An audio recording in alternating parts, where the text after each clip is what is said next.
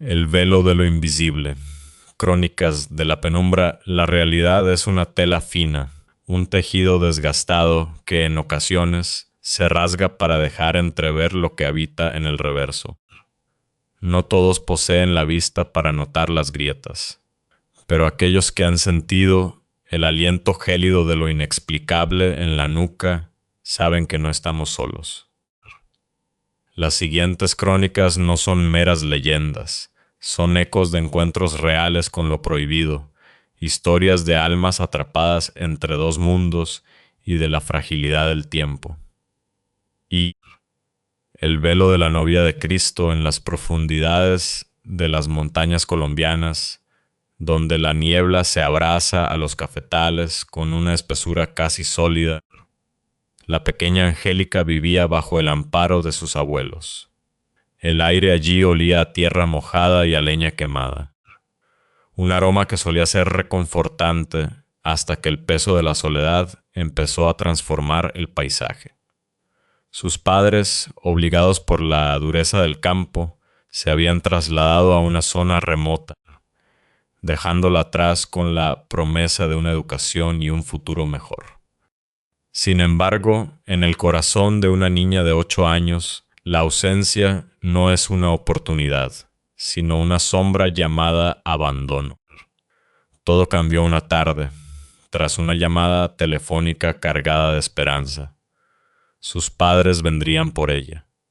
El júbilo estalló en su pecho, pero esa misma noche, el júbilo fue devorado por una presencia que la marcaría para siempre. El sueño comenzó en una habitación estéril, una estancia que recordaba vagamente a un aula clausurada de su colegio, un lugar donde el polvo bailaba en los escasos rayos de luz y el silencio era absoluto. En el centro de la habitación, sobre una camilla de hospital de metal oxidado, descansaba una figura. Era una monja. Su hábito era de un marrón terroso, el color de la madera podrida, y su cuerpo permanecía rígido como una estatua de cera. Angélica, movida por una curiosidad que no le pertenecía, se acercó. Lo más aterrador no era la figura en sí, sino lo que faltaba. Bajo la toca no había rostro.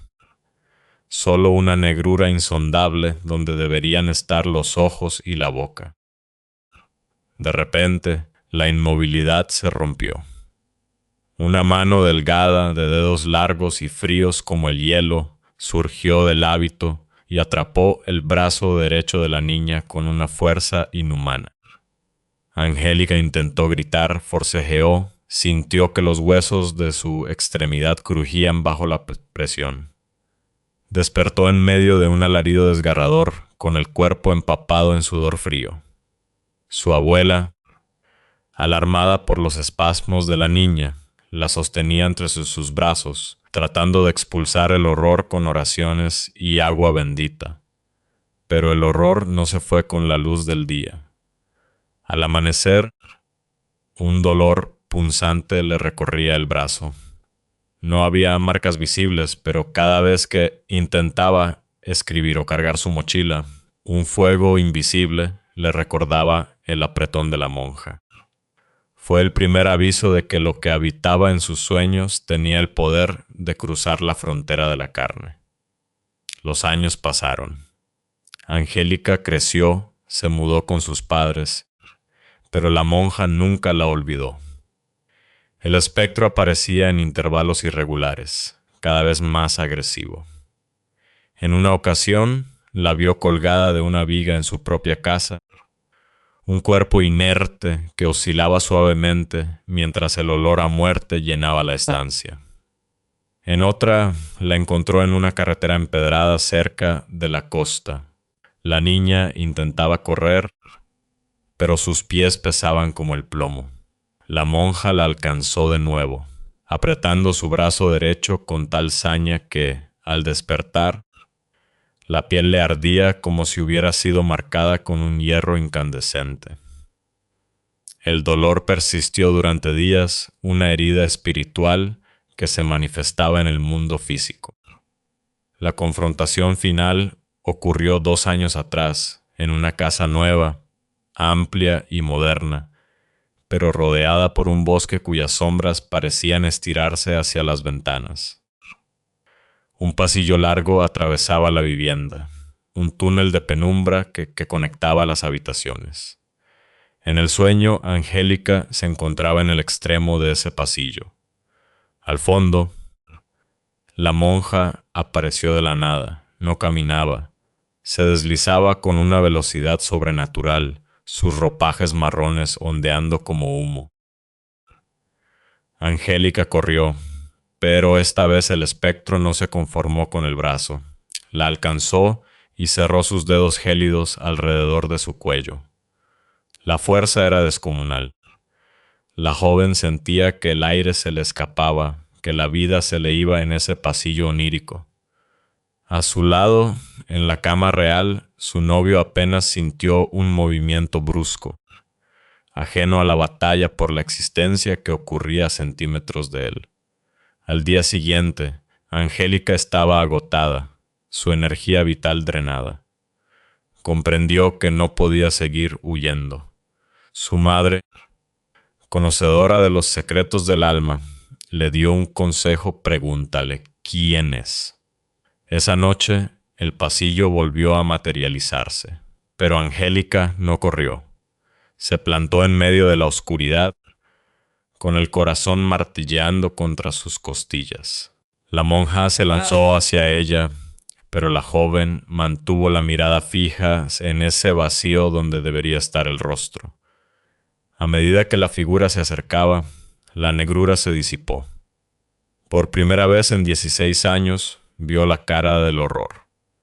Era un rostro deformado, una masa de carne quemada y rasgos retorcidos, como si hubiera sido consumida por el fuego o el ácido en su lecho de muerte.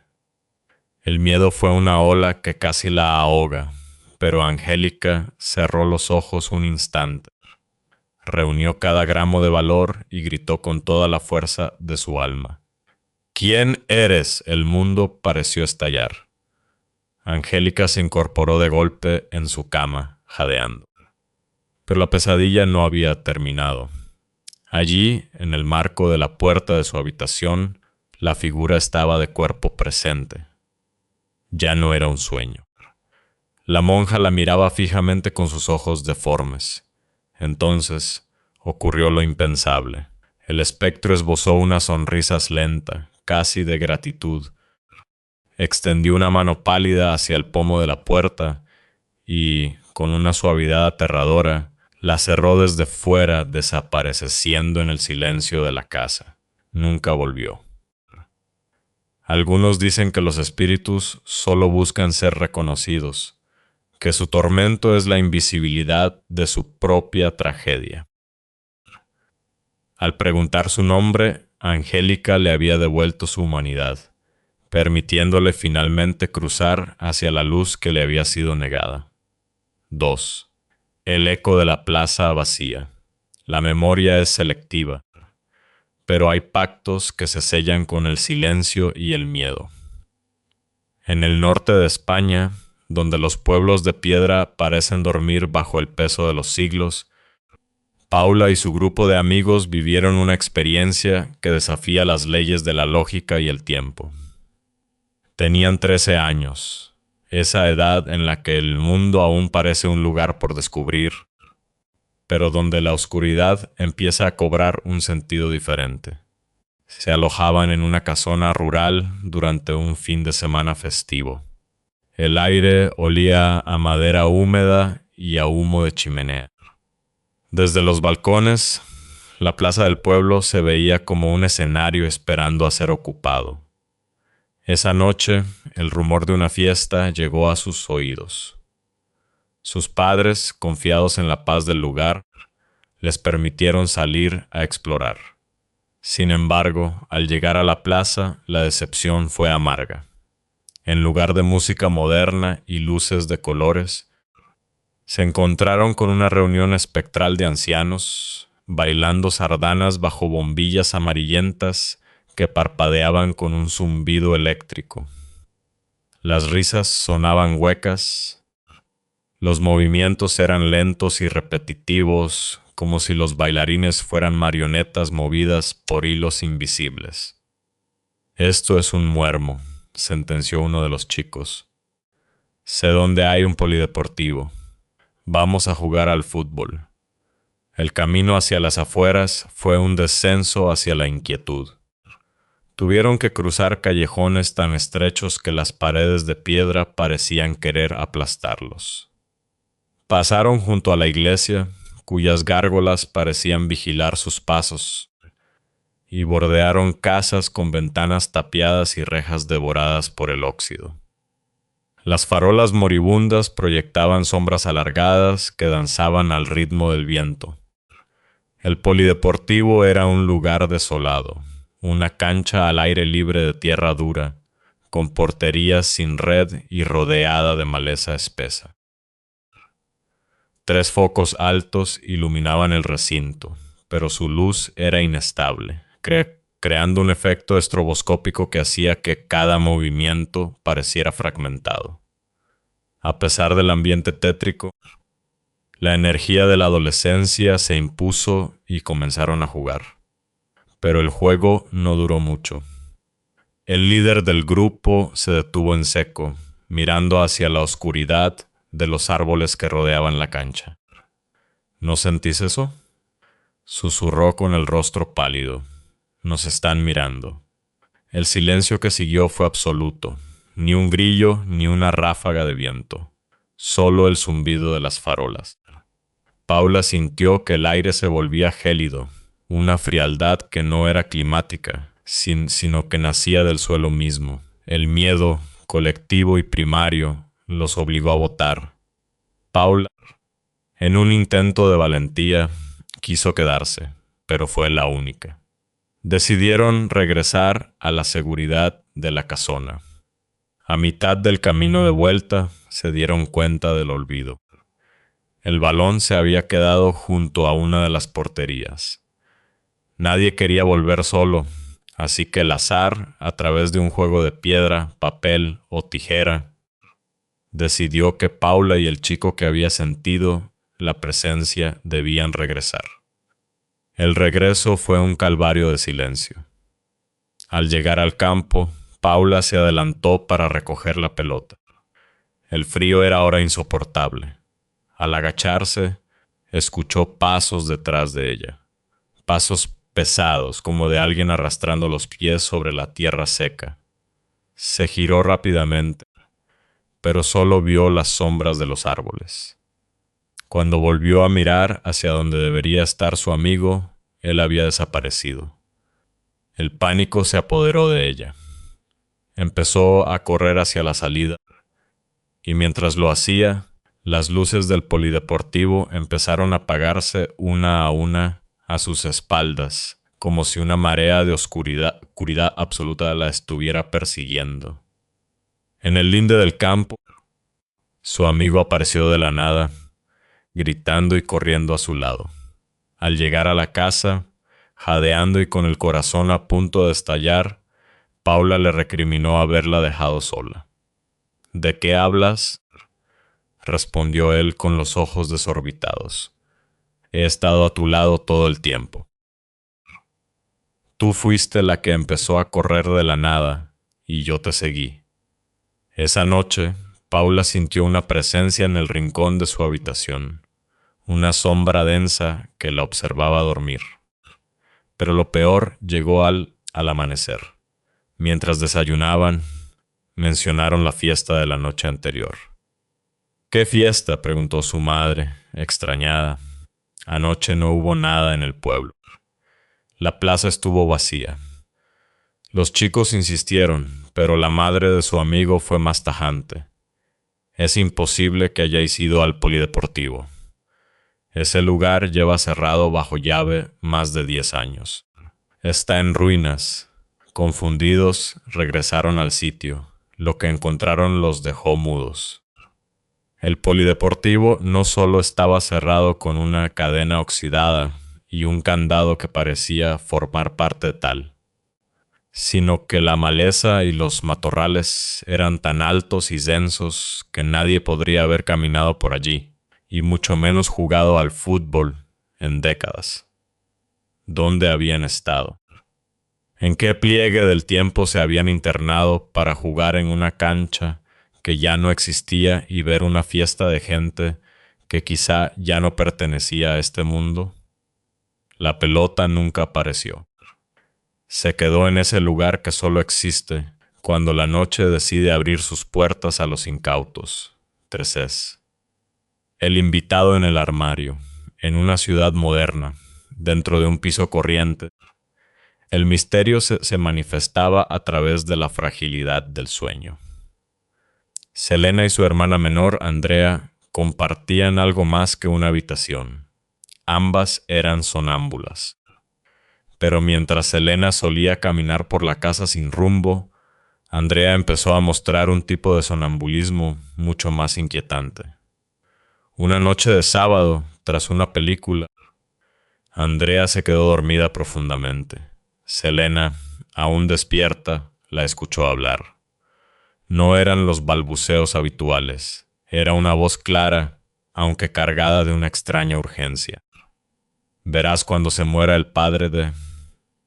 Andrea se detuvo, como si estuviera procesando una información que venía de muy lejos. ¿Qué dices, Andrea?, preguntó Selena, con la piel de gallina. Verás cuando se muera el padre de Emma, no de Isaac. Selena se quedó helada. Isaac era un amigo cercano. Intentó despertar a su hermana, pero Andrea solo emitió un gruñido ininteligible y volvió a sumirse en el silencio. La joven trató de convencerse de que era solo una pesadilla, una coincidencia de nombres en la mente de una niña de 13 años. 2 semanas después, el teléfono sonó. Isaac llamaba llorando. Su padre Robert, un hombre fuerte al que Selena conocía desde niña, había sufrido un accidente gravísimo en una obra y estaba en cuidados intensivos. La premonición de Andrea empezó a cobrar un peso insoportable. Selena fue al hospital para apoyar a su amigo. Mientras esperaba en el pasillo, sintió el impulso de entrar a ver a Robert. Se acercó a la puerta de la habitación y alargó la mano hacia el pomo de metal. Al tocarlo, retiró la mano con un grito ahogado. El metal estaba ardiendo, como si hubiera estado expuesto a una fragua. Confundida, miró a través del pequeño cristal de la puerta. Lo que vio no fue al Robert que ella conocía. En la cama, el hombre estaba sentado, rígido. Sus ojos estaban fijos en el cáxel, mirándola con una intensidad sobrenatural. Su rostro no tenía expresión alguna, no era dolor ni alegría, era la vacuidad absoluta de algo que ya no es humano. La mirada era tan penetrante que Selena retrocedió, sintiendo un vacío en el estómago. Un segundo después, la puerta se abrió desde dentro. Isaac salió con normalidad. Selena volvió a mirar. Robert estaba tumbado, conectado a las máquinas, y al verla, le dedicó una sonrisa débil y amable, saludándola como siempre. La visión de la figura inexpresiva y el calor abrasador del pomo desaparecieron, dejando a Selena cuestionando su propia cordura. Un mes después, la situación de Robert empeoró. Una noche, en la habitación de las hermanas, la luz se encendió. Andrea se incorporó en la cama de un salto, con los ojos cerrados, pero la cabeza orientada hacia un punto fijo. ¿Qué te pasa ahora?, preguntó Selena, tratando de ocultar su miedo con sarcasmo. No puedo dormir hasta que se vaya, respondió la niña con una voz que no parecía la suya. ¿Hasta que se vaya quién?, preguntó la madre, que acababa de entrar. Andrea levantó un dedo delgado y señaló directamente hacia el armario de la habitación. Robert. Él está ahí. El silencio que cayó en la habitación fue más pesado que el plomo. Al día siguiente, la noticia llegó como un mazazo. Robert había fallecido en la madrugada, justo en el momento en que Andrea señalaba su presencia en el armario. Selena comprendió entonces que su hermana no era simplemente sonámbula. Su mente, en el estado de desconexión del sueño, se convertía en una antena capaz de sintonizar las frecuencias de la muerte. Y ella misma, a través de aquel cristal de hospital, había visto la esencia espiritual de un hombre que ya estaba desprendiéndose de su envoltorio físico, mostrando su verdadero rostro antes de partir. Hay hilos que nos conectan con los que se van, y a veces esos hilos se tensan tanto que vibran, permitiéndonos escuchar los nombres de los que están por partir o sentir el calor de su energía antes de que se extinga para siempre. El mundo es mucho más vasto de lo que nuestros ojos despiertos pueden comprender, y a veces la única forma de ver la verdad es cerrando los ojos o mirando a través de los sueños de otros.